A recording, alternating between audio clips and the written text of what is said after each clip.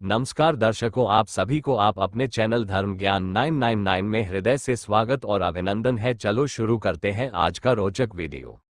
महाभारत में ये कथा आती है कि द्रौपदी को नर्क और कर्ण को स्वर्ग प्राप्त हुआ।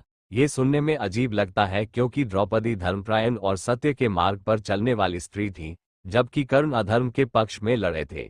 परंतु इसके पीछे गहरे धार्मिक और नैतिक कारण है। 1. द्रौपदी को नर्क क्यों मिला? द्रौपदी का जीवन अत्यंत धर्मयुक्त और संघर्षमय रहा, लेकिन उनके जीवन में कुछ ऐसी घटनाएं थीं जिनके कारण उन्हें नर्क का अनुभव करना पड़ा। 1. भीम और दुशासन के प्रति पक्षपात। जब द्रौपदी का चीरहरण हो रहा था, तब उन्होंने प्रतिज्ञा की थी कि वह अपने खुले केश तभी बांधेगी जब भीम दुशासन की छाती फाड़कर उसका रक्त अपने बालों में लगाएंगे। ये प्रतिशोध की भावना थी, जो सनातन धर्म में अनुचित मानी जाती है। क्षमा को सबसे बड़ा धर्म माना गया है और क्रोधवश प्रतिशोध लेने की भावना पाप मानी जाती है। 2. कर्ण का अपमान। स्वयंवर के समय द्रौपदी ने कर्ण को सूतपुत्र कहकर अपमानित किया और उसे प्रतियोगिता में भाग लेने से रोक दिया। ये कर्म वर्ण व्यवस्था के विरुद्ध और अन्यायपूर्ण था। यह उनका अहंकार था जो उनके अधर्म का कारण बना। 3. 5 पतियों में पक्षपात। द्रौपदी के 5 पति थे, लेकिन वह अर्जुन को सबसे अधिक प्रिय मानती थी।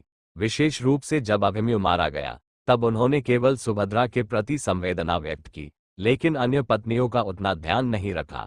इससे ये पता चलता है कि उन्होंने पांचों पांडवों को समान प्रेम नहीं दिया। 4. दुर्योधन के प्रति कटुता। जब दुर्योधन इंद्रप्रस्थ में भ्रमण कर रहा था, तो वह जल को ठोस भूमि समझकर गिर पड़ा। इस पर द्रौपदी ने कटाक्ष किया, अंधे का बेटा अंधा ही रहेगा। ये कटु वचन एक स्त्री के लिए अनुचित माना जाता है। एक धर्मपरायण नारी से यह अपेक्षा की जाती है कि वह किसी का उपहास न करे। इन्हीं कारणों से जब पांडव हिमालय यात्रा पर जा रहे थे, तब सबसे पहले द्रौपदी गिर पड़ी और युधिष्ठिर ने कहा कि यह उनके जीवन में पक्षपात और अहंकार का फल था। यही कारण था कि उन्हें नर्क के दर्शन करने पड़े। 2. कर्ण को स्वर्ग क्यों मिला? कर्ण अपने संपूर्ण जीवन में धर्म और दानशीलता के प्रतीक रहे। उनके स्वर्ग प्राप्ति के पीछे कुछ मुख्य कारण थे। 1. दानवीरता। कर्ण को दानवीर कहा जाता था क्योंकि उन्होंने कभी भी किसी को खाली हाथ नहीं लौटाया। यहाँ तक कि जब इंद्र ने ब्राह्मण का रूप धारण कर उनसे कवच कुंडल मांगे, तो उन्होंने बिना संकोच अपने शरीर से उन्हें निकाल कर दे दिया। 2. मित्रता में निष्ठा। कर्ण ने दुर्योधन के प्रति अपनी मित्रता निभाई, भले ही वह अधर्म के पक्ष में था। उन्होंने अपने वचन का पालन किया और अंत तक अपने मित्र का साथ दिया। 3. अपमान का धैर्यपूर्वक सहन। कर्ण को समाज से लगातार अपमान सहना पड़ा। उन्हें सूतपुत्र कहकर तिरस्कृत किया गया, लेकिन उन्होंने कभी किसी के प्रति दुर्भावना नहीं रखी। 4. युद्ध में वीरता। कर्ण एक महान योद्धा थे और धर्मपूर्वक युद्ध करते थे। उन्होंने अर्जुन के साथ जब अंतिम युद्ध किया, तब उनका रथ धरती में धंस गया। उन्होंने युद्ध रोककर रथ निकालने की कोशिश की, लेकिन अर्जुन ने उस समय अवसर का लाभ उठाकर उनका वध कर दिया।